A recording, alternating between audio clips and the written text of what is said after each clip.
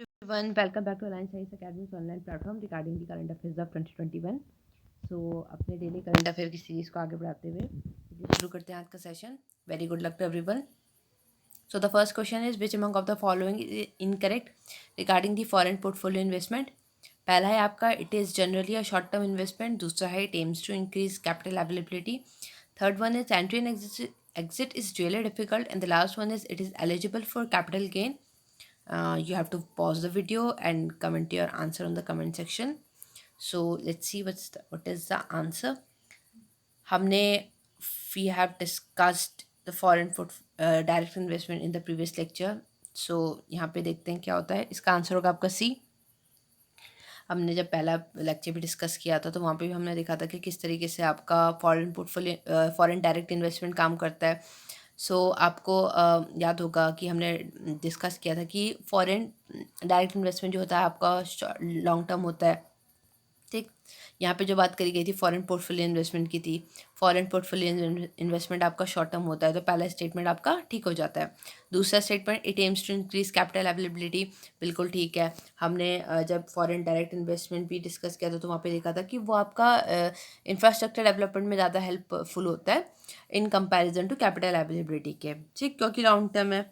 तो दूसरा स्टेटमेंट सही हो जाता है. तीसरा statement entry and exit is very difficult, ये गलत हो जाता है. क्योंकि जब हमने फॉरेन पोर्टफोलियो इन्वेस्टमेंट भी डिस्कस किया था तो आप खुद सोचिए कि दो चीज़ें हैं. एक आपका जैसे आपका जो एफडीआई है वो आपका लॉन्ग टर्म है.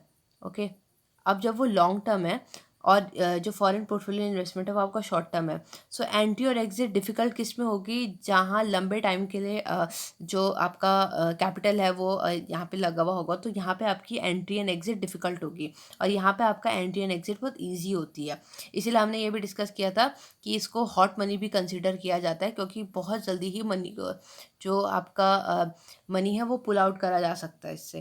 ठीक, लास्ट स्टेटमेंट भी आपका सही है कि it is eligible for capital gain. बाकी यहाँ पे उसके बारे में वही बातें लिखी हैं कि no direct impact on employment of labour and wages. Obviously नहीं होगा क्योंकि वो शॉर्ट टर्म है. और बेसिक मोटो यहाँ पे कैपिटल अवेलेबिलिटी का दिख रहा है.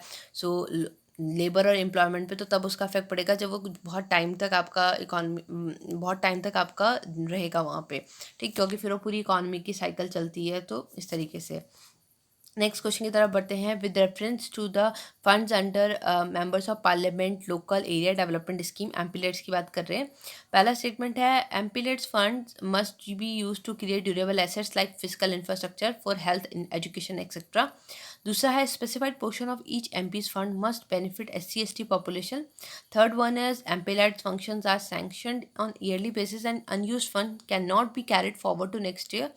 And the last one is district authority must inspect at least 10% of all work under the implementation every year. Correct बताना है 1 and 2 only, 3 and 4 only, 1, 2 and 3 only, 1, 2 and 4 only.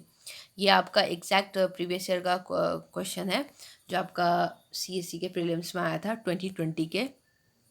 देखते हैं इसका आंसर क्या होगा. इसका आंसर होगा आपका डी, विच मीन्स आपका 1, 2 and 4 सही है, 3 गलत है. अब एक एक करके डिस्कस करते हैं. बेसिकली आपका ये जो आया था 1993 में आपकी ये स्कीम आई थी. इस स्कीम का मोटो ये था कि जो मेंबर ऑफ पार्लियामेंट है वो किस तरीके से आपका डेवलपमेंट उसमें आपका अपना इनपुट देंगे. रिकमेंडेटरी इनपुट यहाँ पे उनका दिखता है. जो ये स्कीम है फुल्ली सेंटर्स को फंड करेगा. यहाँ पे 5 करोड़ दिया एनुअल यहाँ पे दिया जाएगा MP को. ठीक, स्पेशल फोकस जो होगा, अब यहाँ ध्यान देने की बात है कि यहाँ पे बोला गया है कि जो भी पर ईयर जो काम होगा उसमें से एटलीस्ट 50% आपका जो होगा वो ऐसी पॉपुलेशन के लिए होना चाहिए. ठीक, उनके डेवलपमेंट में दिखना चाहिए. 7.5% जो होगा एटलीस्ट वो आपका ST पॉपुलेशन के उसमें दिखना चाहिए. यहाँ पे आपका स्पेशल फोकस भी देखने को मिल रहा है. अब यहाँ पे रिकमेंडेशन वर्क किस तरीके से होगा, क्योंकि आपके मेंबर्स भी अलग अलग तरीके के होते हैं. आपके इलेक्टेड मेंबर होते हैं, नॉमिनेटेड मेंबर होते हैं.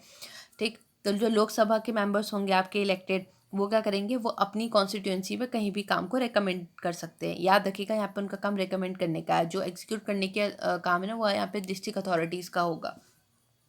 दूसरा, यहाँ पे इलेक्टेड मेंबर्स होंगे राज्यसभा के, वो जिस स्टेट से इलेक्ट होकर आए हैं वहाँ पे कहीं पे भी कर सकते हैं. तीसरे, जो आपके नॉमिनेटेड मेंबर्स होंगे दोनों लोकसभा राज्यसभा के, वो कंट्री में कहीं भी काम को रिकमेंड कर सकते हैं. ठीक। अब यहाँ पे फंड्स की बात आती है, तो फंड्स जो होंगे आपके ये डायरेक्टली डिस्ट्रिक्ट अथॉरिटीज़ को जाएंगे। नॉन लैप्सेबल फंड्स हैं, नॉन लैप्सेबल फंड मतलब फॉर एग्जांपल 1 साल के लिए उन्होंने 5 करोड़ रुपए दिए, ठीक, और 5 करोड़ में से आपके सिर्फ 3 करोड़ ही खर्च हो पाए, उसके बाकी 2 करोड़ आपके बच गए, तो वो जो 2 करोड़ होंगे वो आगे नेक्स्ट ईयर में आपके कैरी फॉरवर्ड हो जाएंगे इस तरीके से। तो नॉन नॉन लैप्सेबल मतलब लैप्स नहीं होंगे वो उस साल, ठीक। रिकमेंडेटरी रोल होगा आपका एमपी का। इंपॉर्टेंट हो जाता है कि एटलीस्ट 10% ऑफ प्रोजेक्ट इम्प्लीमेंटेशन होगा ना, तो उसको किसी भी डिस्ट्रिक्ट में उसको इंस्पेक्ट करना होगा हर साल डिस्ट्रिक्ट अथॉरिटी को।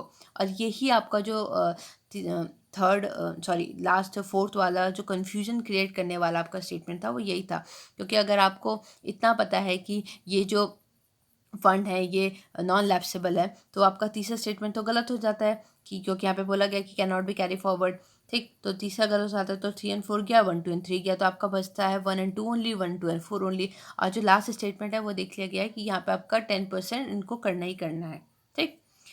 नेक्स्ट क्वेश्चन की तरफ बढ़ते हैं। Which part of constitution declares the ideal of welfare state?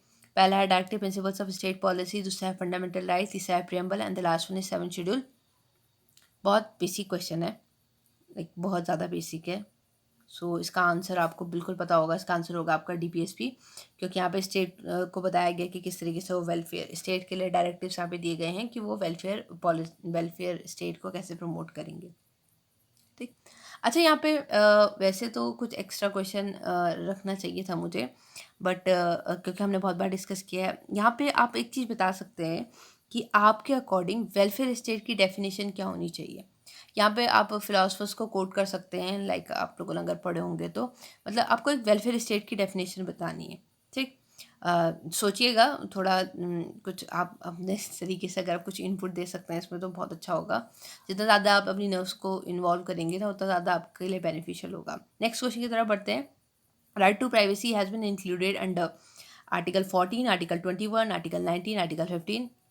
So WhatsApp का जो गवर्नमेंट के अगेंस्ट आपका चल रहा है, तो उस वजह से आपका फिर ये इंपॉर्टेंट हो जाता है कि राइट टू प्राइवेसी, वैसे ये ईजी चीज़ है।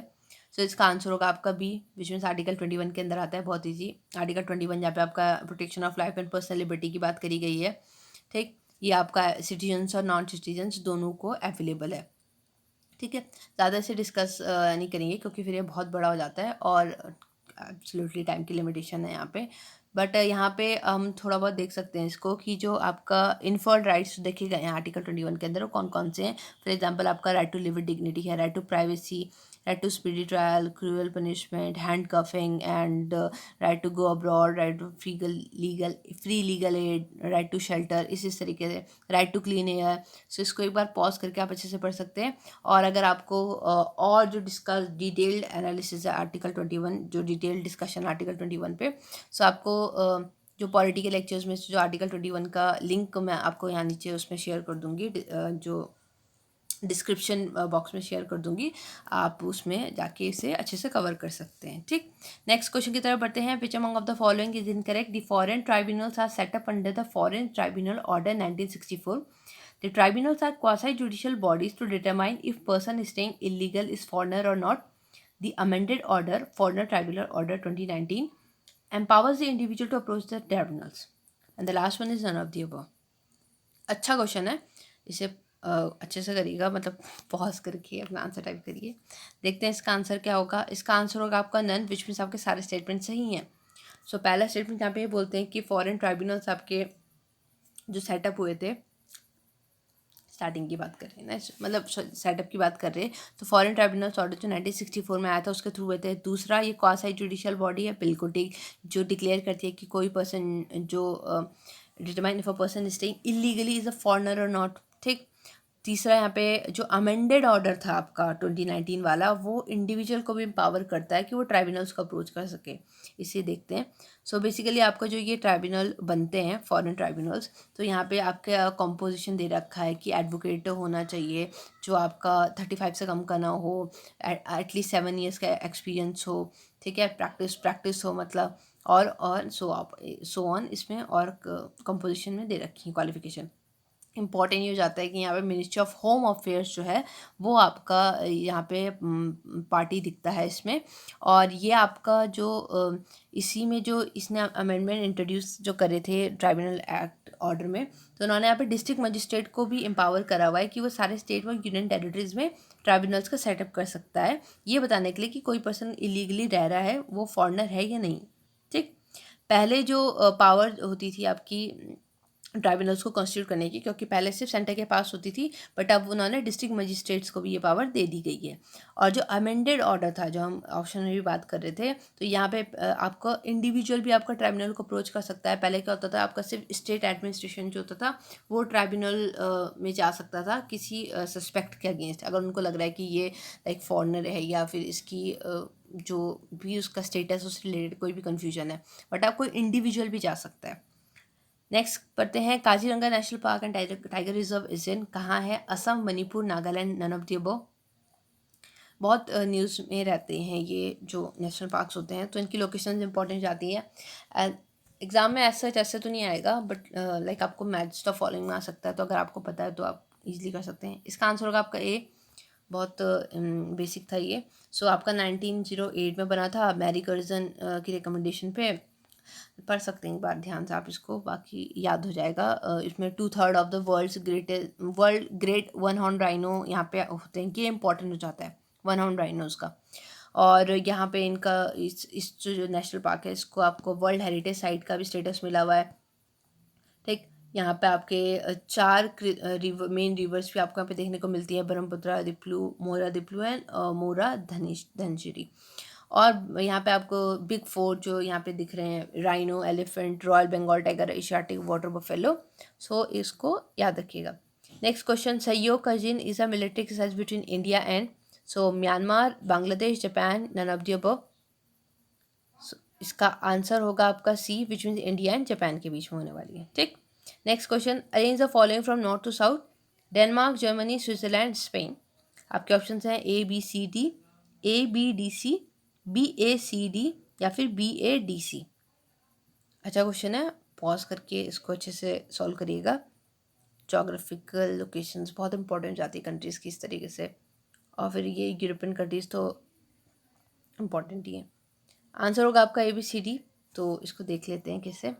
सो सबसे ऊपर दिख रहा है आपको यहाँ पे Denmark, then here is Germany, then here is Switzerland and here is Spain. So आपको देखा होगा ए बी सी डी।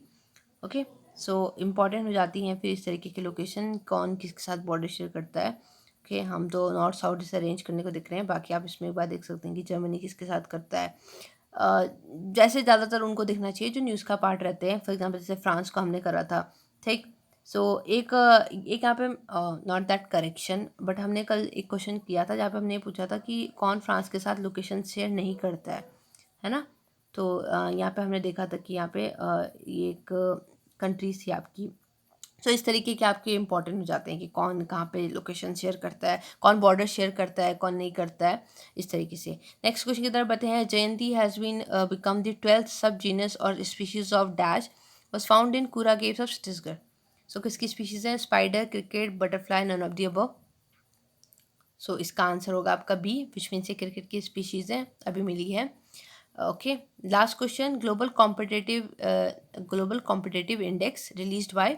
सो पहला है वर्ल्ड इकोनॉमिक फोरम, दूसरा है यूनेक्टेड, तीसरा है World Trade Organization and the last one is International Monetary Fund. So इसका आंसर होगा आपका वर्ल्ड इकोनॉमिक फोरम, ये आपका ये रिपोर्ट निकालता है। ठीक, so that's it for today. I hope आप लोगों ने अच्छे से कवर किया होगा, अच्छे से अटेम्प्ट किए होंगे। Thank you guys, thank you for watching, thank you for listening. Stay home, stay safe, stay healthy. Thank you.